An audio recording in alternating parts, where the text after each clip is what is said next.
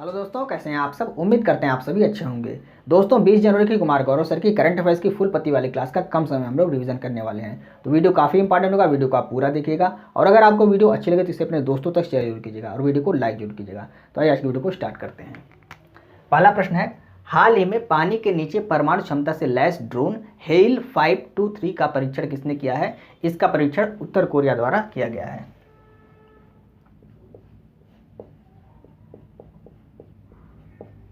उत्तर Korea ने कौन से ड्रोन का परीक्षण किया है। हेल 523 ड्रोन का परीक्षण किया है। कहाँ से किया है? जेजू द्वीप के पास इसका परीक्षण किया गया है। हेल का अर्थ क्या होता है? हेल का अर्थ सुनामी होता है। सुनामी कैसे आता है? तो जब समुद्र में भूकंप आता है उसके कारण सुनामी आता है। तो हेल का अर्थ क्या है? हेल का अर्थ सुनामी है। उद्देश्य क्या है इसका? तो दुश्मन पर छुप कर पानी के अंदर से हमला करना इसका उद्देश्य है, इसलिए इस ड्रोन को उत्तर कोरिया द्वारा इसका परीक्षण किया गया है। विश्व सुनामी जागरूकता दिवस कब मनाया जाता है? 5 नवंबर को मनाया जाता है। वरुणास्त्र क्या है? वरुणास्त्र भारत का स्वदेशी हैवी वेट टारपीडो। टारपीडो का मतलब क्या है? जो पानी के अंदर मिसाइलें चलाई जाती हैं, पानी के अंदर की जो मिसाइल होती है उसको क्या कहते हैं? टारपीडो कहते हैं। तो ये वरुणास्त्र क्या है? स्वदेशी हैवी वेट टारपीडो है। INS विक्रांत क्या है? भारत का पहला स्वदेशी विमान वाहक पोत है जिसको 2 सितंबर 2022 को कोच्चि से इसको लॉन्च किया गया था। नेक्स्ट प्रश्न है, हाल ही में Boeing India engineering and technology centre का उद्घाटन कहाँ पर किया गया है? तो इसका उद्घाटन बेंगलुरु में किया गया है। बेंगलुरु कर्नाटक में प्रधानमंत्री मोदी जी द्वारा इसका उद्घाटन किया गया है।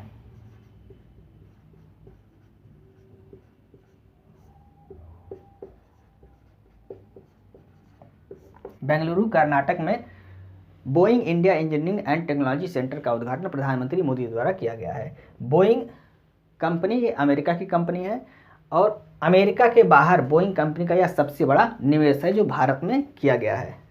उद्देश्य क्या है? विमानन क्षेत्र में आगामी पीढ़ी के विमानों का निर्माण करना, ये इसका उद्देश्य है।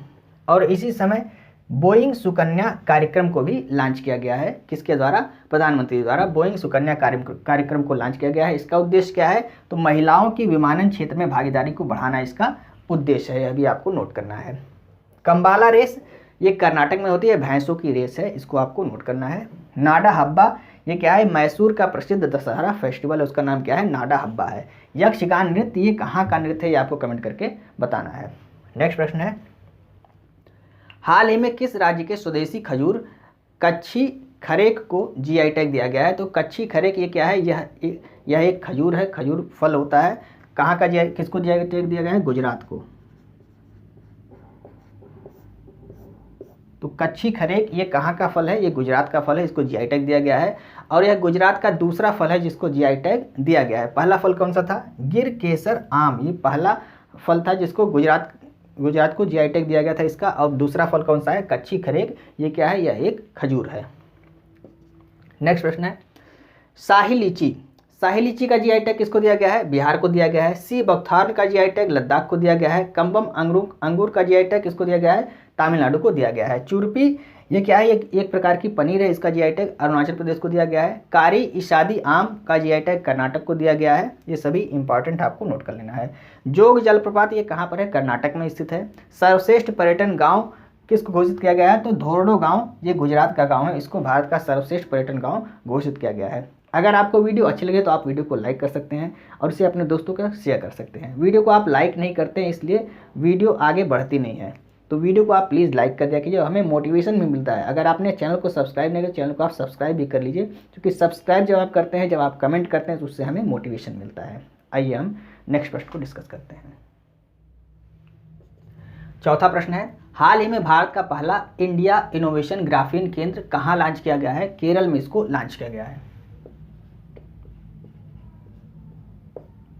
केरल में भारत का पहला इंडिया इनोवेशन ग्राफीन केंद्र लॉन्च किया गया है। कहाँ पर? मकेर गांव में, जो कोच्चि का गांव है, केरल में स्थित है, यहाँ पर इसको लॉन्च किया गया है। भारत सरकार और केरल सरकार ने इसको मिलकर लॉन्च किया है, यानी कि भारत सरकार और केरल सरकार दोनों ने मिलकर इसको लॉन्च किया है।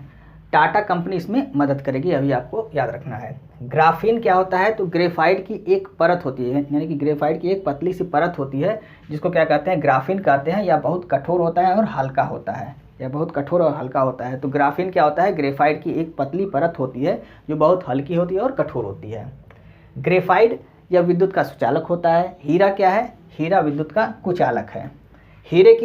हीरे का चमकना ये क्या कहलाता है? पूर्ण आंतरिक परावर्तन की क्रिया होती है। हीरे का चमकना कैसी क्रिया है? पूर्ण आंतरिक परावर्तन की क्रिया है। नेक्स्ट प्रश्न है, हाल ही में सशस्त्र सीमा बल एसएसबी का महानिदेशक किसे नियुक्त किया गया है? दलजीत सिंह चौधरी जी को नियुक्त किया गया है। आईपीएस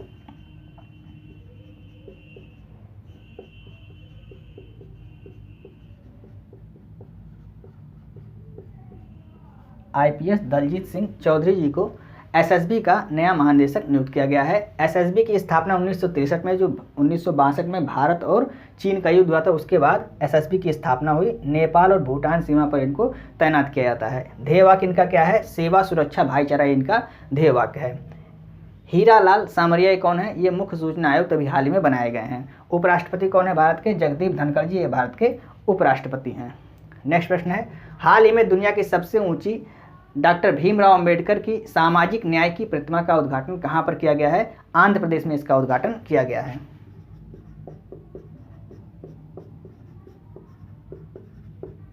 आंध्र प्रदेश में डॉक्टर भीमराव अंबेडकर जी की सामाजिक न्याय की प्रतिमा का उद्घाटन किया गया। इसको इंग्लिश में स्टैचू ऑफ सोशल जस्टिस कहा जाता है।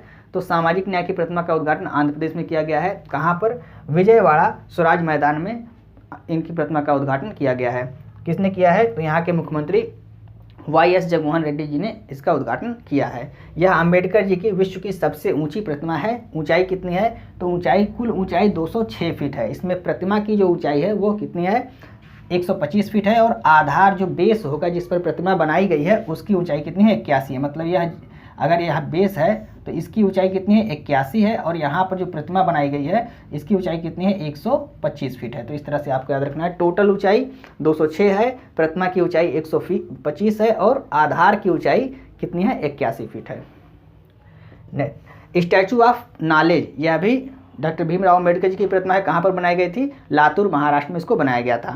स्टैचू ऑफ इक्वलिटी ये अमेरिका में बनाई गई भी हाल ही में। और भारत के बाहर डॉक्टर भीमराव अंबेडकर जी की प्रतिमा है स्टैचू ऑफ इक्वलिटी। अगर भारत में देखा जाए तो स्टैचू ऑफ इक्वलिटी भारत में संत रामानुजाचार्य जी की प्रतिमा है जो हैदराबाद में बनाई गई। दोनों आपको याद रखना है। भारत के बाहर अमेरिका में किसकी प्रतिमा है? Statue of equality. ये भारत के बाहर अमेरिका में डॉक्टर भीमराव अंबेडकर जी की प्रतिमा है। और भारत में अगर देखा जाए स्टैचू ऑफ इक्वलिटी तो ये संत रामानुजाचार्य जी की प्रतिमा है जो हैदराबाद में बनाई गई है। आइए हम नेक्स्ट प्रश्न को डिस्कस करते हैं।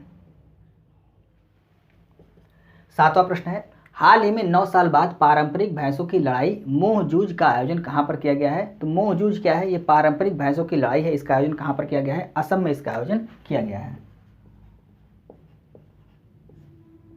असम में मोह जूझ का आयोजन किया गया है। ये पारंपरिक भैंसों की लड़ाई है। मोरी गांव असम में इसका आयोजन किया गया है। 9 साल पहले सुप्रीम कोर्ट ने इस पर रोक लगा दी थी। अब इसे पुनः स्टार्ट किया गया है। 9 साल बाद इसको स्टार्ट किया गया है। माघ बिहू त्यौहार में मोह जूझ का आयोजन किया जाता है। जो माघ बिहू त्यौहार मकर संक्रांति के अवसर पर मनाया जाता है। कहाँ पर? असम में। तो इसी के अवसर पर मोह जूझ का आयोजन भी किया जाता है। जल्लीकट्टू, ये तमिलनाडु में मनाया जाता है। जल्लीकट्टू त्यौहार, ये बैलों की लड़ाई इसमें कराई जाती है। कनुमा महोत्सव, अभी हाल ही में आपको बताया गया कनुमा महोत्सव, ये कहाँ पर मनाया जाता है? इसको आपको कमेंट करके बताना है। नेक्स्ट प्रश्न है, हाल ही में मछली उत्पादन को बढ़ावा देने के लिए कृत्रिम चट्टान परियोजना का उद्घाटन कहाँ पर किया गया है? तो कृत्रिम चट्टान परियोजना का उद्घाटन केरल में किया गया है। केरल में कृत्रिम चट्टान परियोजना का उद्घाटन किया गया है। क्यों किया गया है? तो मछली के उत्पादन को बढ़ावा देने के उद्देश्य क्या है? मछुआरों को अधिक से अधिक लाभ पहुंचाना इसका उद्देश्य है। मछली उत्पादन को बढ़ावा देने के कृत्रिम चट्टान परियोजना का उद्घाटन किया गया। ये है क्या?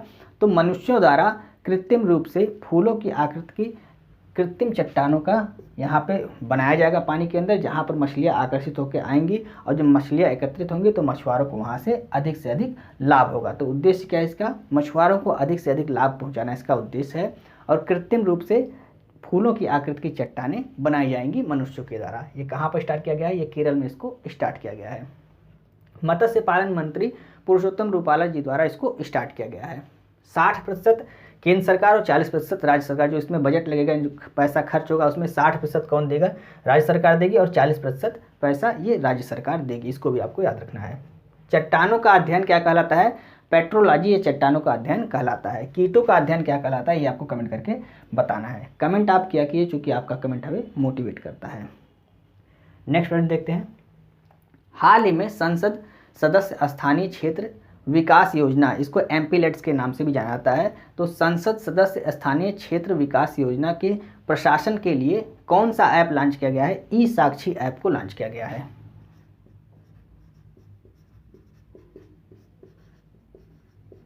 ई साक्षी ऐप को लॉन्च किया गया है। उद्देश्य क्या है? तो एमपीलेट्स को पेपरलेस बनाना इसका उद्देश्य है। अब एमपीलेट्स क्या होता है? तो एमपीलेट्स एक फंड होता है जो एमपी को दिया जाता है, सांसदों को दिया जाता है। इसका उपयोग कहाँ पर कितना दिया जाता है? तो प्रतिवर्ष 5 करोड़ रुपए दिए जाते हैं अपने क्षेत्र के विकास करने के लिए।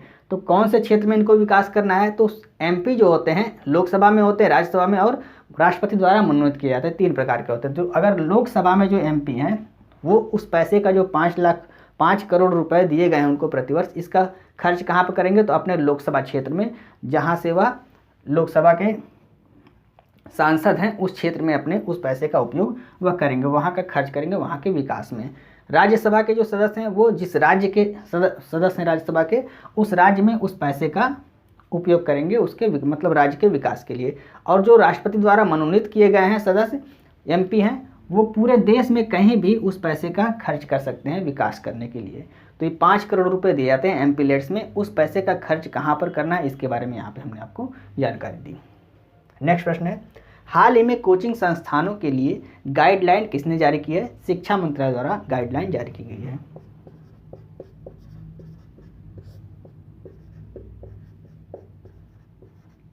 शिक्षा मंत्रालय द्वारा गाइडलाइन जारी की गई है। इसमें कुछ मुख्य बिंदु जो है, जो यहाँ पे कई सारी गाइडलाइन है तो उसमें कुछ मुख्य 2, 4, 5 बिंदु है उसको हम यहाँ पे बता देते हैं। जैसे 16 वर्ष से कम उम्र के बच्चे को कोचिंग में नामांकन यानी कि उसका एडमिशन नहीं लिया जाएगा। 16 वर्ष से अगर कम आयु है तो उसका, जैसे कोटा में लोग भेज देते हैं 14-15 आयु में ही कोटा में भेज देते हैं, तो वहाँ पर यहाँ पर गाइडलाइन जो जारी की है उसमें कहा गया है 16 वर्ष से अगर कम आयु है तो बच्चों का नामांकन कोचिंग संस्थान नहीं करेंगी। दूसरा है, कोचिंग संस्थान भ्रामक वादा नहीं करेंगी। मतलब कुछ कोचिंग संस्थान क्या हैं, गारंटी ले लेती हैं कि आप आइए हमारे यहाँ एडमिशन लीजिए, 100% आप परीक्षा पास कर लेंगे। तो उस तरह की जो भ्रामक जानकारियां हैं ये कोचिंग संस्थान द्वारा नहीं की जाएंगी, ऐसा भी इस गाइडलाइन में कहा गया है। फीस, सिलेबस और अवधि के बारे में भी बताया, कितनी फीस है उसको जानकारी देनी पड़ेगी अपनी वेबसाइट पे, कितनी अवधि, सिलेबस क्या है उसको भी बताना पड़ेगा, और कितनी अवधि में आपको सिलेबस खत्म करना है, ये सारी जानकारी इसमें दी जानी पड़ेंगी वेबसाइट पर, जो भी कोचिंग संस्थान की वेबसाइट है उस पर। साइकोलॉजिस्ट की नियुक्ति करनी होगी। साइकोलॉजिस्ट की नियुक्ति क्यों? क्योंकि लड़का जो पढ़ता है उसके ऊपर काफ़ी सारा प्रेशर होता है, तो उस प्रेशर को कम करने के लिए साइकोलॉजिस्ट की नियुक्ति भी कोचिंग संस्थान द्वारा की जाएगी, ऐसा भी इस गाइडलाइन में कहा गया है। और छात्र अगर बीच में कोचिंग संस्थान छोड़ के अगर चला जाता है तो जो कोचिंग संस्थान है उनको उस जो पैसा बचा हुआ है उसका, जितने अवधि के लिए वो कोचिंग संस्थान छोड़ के चला जा रहा है, उसकी फीस भी उसको वापस करनी पड़ेगी। और जो हॉस्टल का खर्च लेते हैं, हॉस्टल का खर्च या मेस का खर्च या कोचिंग संस्थान की जो फीस है उसमें से वापस करनी पड़ेगी छात्र को। किसको? कोचिंग संस्थानों को इसको वापस करना पड़ेगा। अब ऐसा और काफ़ी सारी गाइडलाइनें यहाँ पर कुछ पॉइंट हमने लिखे हैं। ऐसा ना करने पर उनको क्या करना पड़ेगा? तो उनको 1 लाख रुपए जुर्माना देना पड़ेगा और कोचिंग संस्थान का जो रजिस्ट्रेशन है वो रद्द कर दिया जाएगा। किसके द्वारा गाइडलाइन जारी की गई है? शिक्षा मंत्रालय द्वारा यह गाइडलाइन जारी की गई है। तो ये थी फुल पट्टी वाली क्लास के 10 महत्वपूर्ण, जिसको हमने कम समय में आपको रिवाइज कराने की पूरी कोशिश की। उम्मीद है आपको वीडियो अच्छी लग रही होगी। यदि आपको वीडियो अच्छी लग रही है तो आप इसे अपने दोस्तों को जरूर शेयर करें और वीडियो को लाइक और सब्सक्राइब करना ना भूलें। अगर अभी तक आपने चैनल को सब्सक्राइब नहीं किया तो प्लीज़ आप चैनल को सब्सक्राइब कर लें, उससे हमें मोटिवेशन मिलता है। अगर आपको इस क्लास की पीडीएफ चाहिए तो आप हमारे Telegram channel RK competition classes को ज्वाइन कर सकते हैं, जिसका लिंक आपको इस वीडियो के डिस्क्रिप्शन में मिल जाएगा। आप वहाँ से टेलीग्राम चैनल को ज्वाइन करके पीडीएफ को प्राप्त कर सकते हैं। मिलते हैं नेक्स्ट वीडियो में। जय हिंद।